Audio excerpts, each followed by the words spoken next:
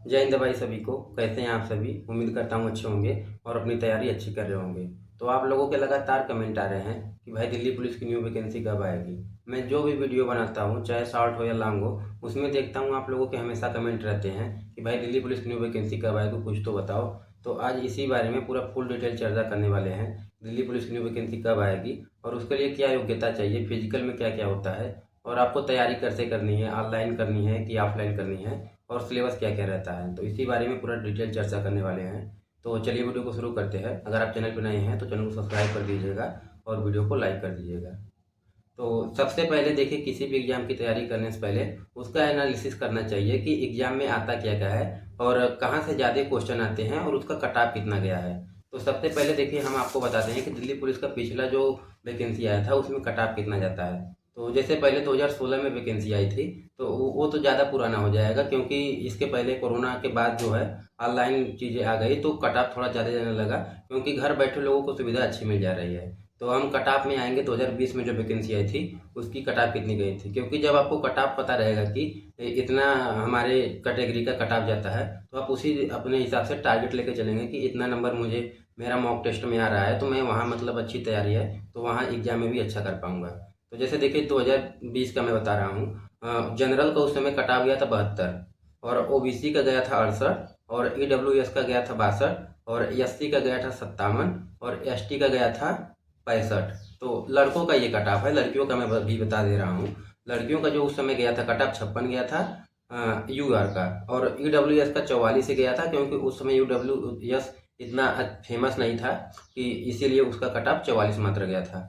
और फिर ओबीसी का गया था 53, और एससी का गया था 45, और एसटी का गया था 49। लेकिन इस बार भी सेम ही कट ऑफ गया है, लेकिन उसका मेन वजह था कि जैसे दिल्ली पुलिस की क्या है कि वैकेंसी जल्दी पूरी करानी थी, तो उनको मात्र 10 या 12 दिन फिजिकल के लिए मिला था, इसलिए कट ऑफ कम गया है। तो इस बार देख लीजिए कट ऑफ कितना गया था। यूआर का गया था 68, क्योंकि अगली बार तो 72 गया था। आपको बता दिए वजह किस लिए 68 गया है। ओबीसी का गया था 67.7, और ईडब्ल्यूएस का इस बार 61 गया है, 61 पॉइंट कुछ करके, और एससी का गया है 58, और एसटी का भी 58 गया है। ये लड़कों का कट ऑफ है।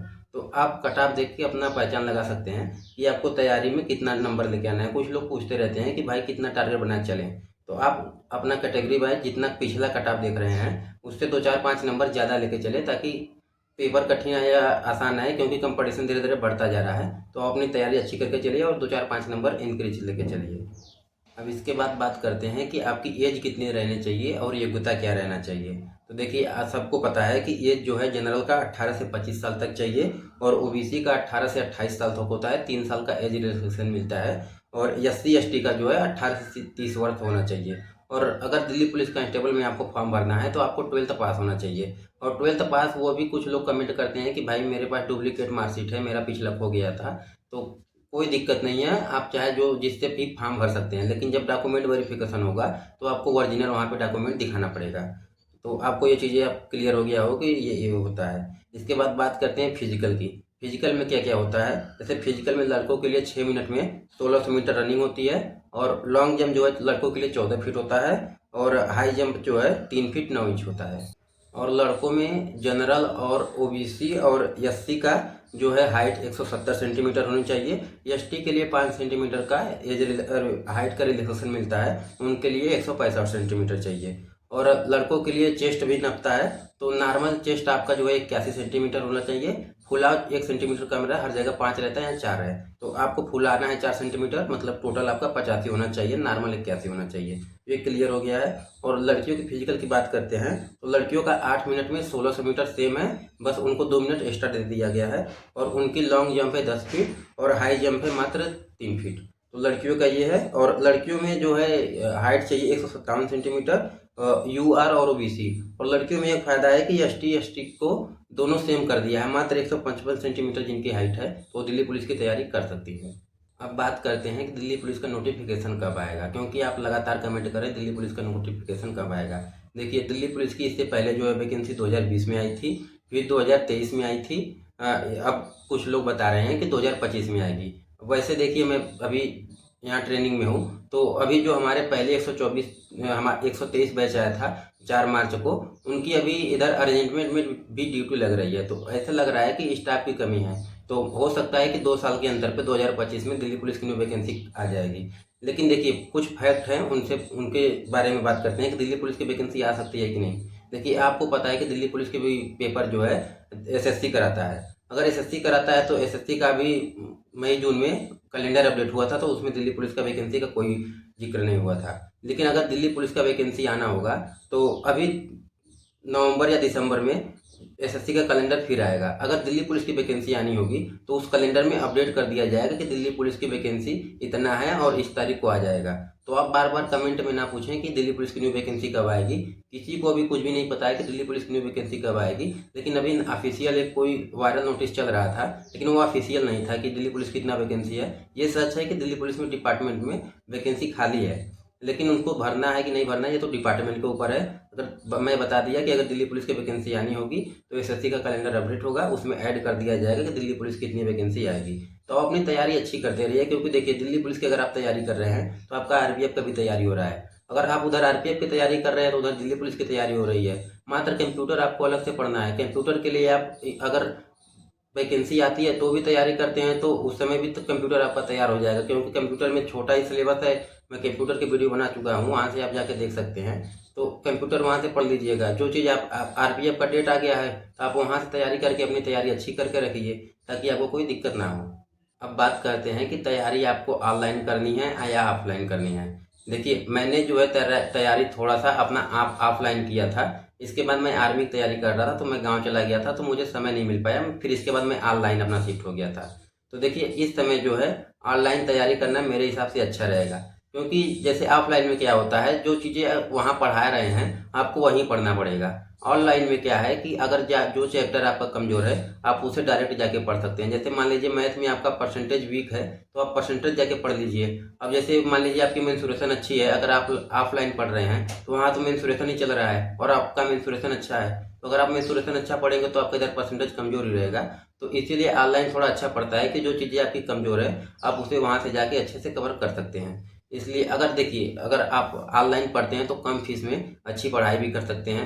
ऑफलाइन में क्या है, फीस भी थोड़ा ज़्यादा लगता है और समय भी आपको ज़्यादा देना पड़ता है। और ऑनलाइन में क्या है, आप 50 मिनट या 1 घंटे का वीडियो रहता है जो भी जिनका, उससे आप आराम से तैयारी कर सकते हैं। ऑनलाइन तैयारी करने के लिए आप कोई भी एक प्लेटफॉर्म चुन लीजिए। मैं तो कहूँगा कि अपना सब्जेक्ट वाइज टीचर चुन लीजिए कि मुझे इन्हीं टीचर से अपना ये सिलेबस पूरा करना है। जैसे मैथ का अपना अपने टीचर चुन लीजिए कि मुझे किससे पढ़ना है। मैथ में बहुत टीचर है, आप राहुल तेवतिया सर से पढ़ सकते हैं, आदित्य रंजन सर से पढ़ सकते हैं, और इधर गगन प्रताप सर से, किसी को भी फॉलो कर सकते हैं। आप वहाँ से अपना मैथ पूरा कवर कर सकते हैं।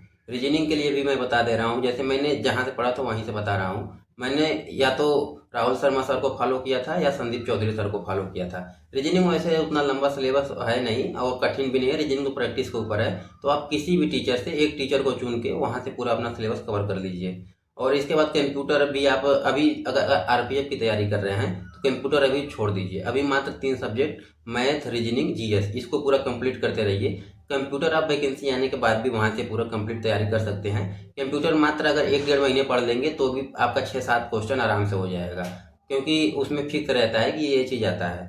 इसके बाद जीएस आप देखिए, जीएस आप खान सर से भी पढ़ सकते हैं, नवीन सर से भी पढ़ सकते हैं, कहीं से भी आप करके जीएस अपना धीरे धीरे कवर करते रहें। जैसे जीएस क्या है कि सबका कमजोर होता है। जो टॉपर होता है बस वो क्या करेगा कि आपसे 2-4 नंबर ज़्यादा लेके आ जाएगा, आप उससे 2-4 नंबर कम लेके आ जाएंगे। उसका कुछ थोड़ा ज़्यादा फंस जाता है पढ़ा हुआ, किसी का कम फंस जाता है। लेकिन जीएस देखिए सबका कमजोर होता है, तो आप धीरे धीरे उसको ना अपना घंटे बाज घंटे बांट के पढ़ते रहिए कि मुझे इस सब्जेक्ट को इतने घंटे पढ़ना है। जैसे पॉलिटी इतने घंटे पढ़नी है और स्टैटिक जीके इतना पढ़ना है, करंट अफेयर्स इतना पढ़ना है। तो चीज़ों को ऐसे सीक्वेंस वे में पढ़ते रहिए। और कुछ लोग कहते हैं कि दिल्ली पुलिस के लिए क्या नवीन सर की परिणाम बैच काफ़ी है। तो देखिए मेरा मानना है कि वो बहुत अच्छी परिणाम बैच में पढ़ा चुके हैं, लेकिन क्वेश्चन धीरे धीरे पुराना हो रहा है, तो आप उससे पूरा कवर करके और अभी जो एसएससी एग्जाम करा रही है उसका प्रीवियस ईयर क्वेश्चन देखते रहिए। जैसे देखिए अभी सीजीएल प्री का एग्जाम हुआ है, तो उसमें आप प्री का वो पीडीएफ ले लीजिए या कोई बुक ले लीजिए, उसमें से क्वेश्चन लगाइए ताकि देखिए कि आप क्वेश्चन बना पा रहे हैं कि नहीं। क्योंकि आप 70% देखेंगे एसएससी जो है अपना क्वेश्चन रिपीट करती रहती है, और दिल्ली पुलिस में तो बार बार क्वेश्चन रिपीट होता है। मैंने भी प्रीवियस ईयर उठा के देखा था और अभी जब एग्जाम दिया था तो उसमें भी देखा था, तो कुछ चीज़ें बहुत ज़्यादा रिपीट हुई थी। इसलिए मेरे मैथ और रीजनिंग में इतने अच्छे मार्क्स आए, लेकिन मेरे जीएस में उतना अच्छा नंबर नहीं था। फिर भी मैंने मतलब अच्छी तैयारी की थी, लेकिन क्या है कि पढ़ा हुआ कम फंसा था, इसलिए मेरा नंबर उतना अच्छा नहीं आया। तो मैंने आपको बता दिया हूँ कि ऑनलाइन और ऑफलाइन के फ़ायदे क्या हैं। ऑफलाइन में आपको समय ज़्यादा देना पड़ता है, ऑनलाइन में आपको समय कम देना पड़ता है, कम चीज़ों में आराम से तैयारी कर सकते हैं। ऑफलाइन में क्या है कि आपको ऑफलाइन जाके जहाँ कोचिंग है वहाँ जाना पड़ेगा। ऑनलाइन में क्या है कि आप घर बैठे आप अपना जैसे खेत वेत में गाँव में रहता है तो वहाँ पे अपना अगर कोई रूम है तो वहाँ पे आराम से जाके अकेले में तैयारी पूरा कर सकते हैं। या तो अगर आप लाइब्रेरी ज्वाइन करने के लिए चाहते हैं तो वहाँ से लाइब्रेरी ज्वाइन करके वहाँ से अपना सिलेबस पूरा कर लीजिए। तो चलिए, मैंने आप लोगों के क्वेश्चन का जवाब देने का कोशिश किया हूँ। फिर भी अगर आपका कोई डाउट बनता है कि क्या और कुछ भी कमियां रहती है तो आप कमेंट में कर दीजिएगा। अभी हमारी आज और कल छुट्टी है, परमिशन हो रखी है, तो मैं कल हो सकूँगा। अगर आप कमेंट आज करते हैं तो कल फिर मैं वीडियो बना दूंगा। तो चलिए, यही एक छोटा सा वीडियो था। अगर वीडियो अच्छा लगा हो तो वीडियो को लाइक कर दीजिएगा और चैनल भी सब्सक्राइब कर दीजिएगा। मिलेंगे नेक्स्ट वीडियो में। जय हिंद।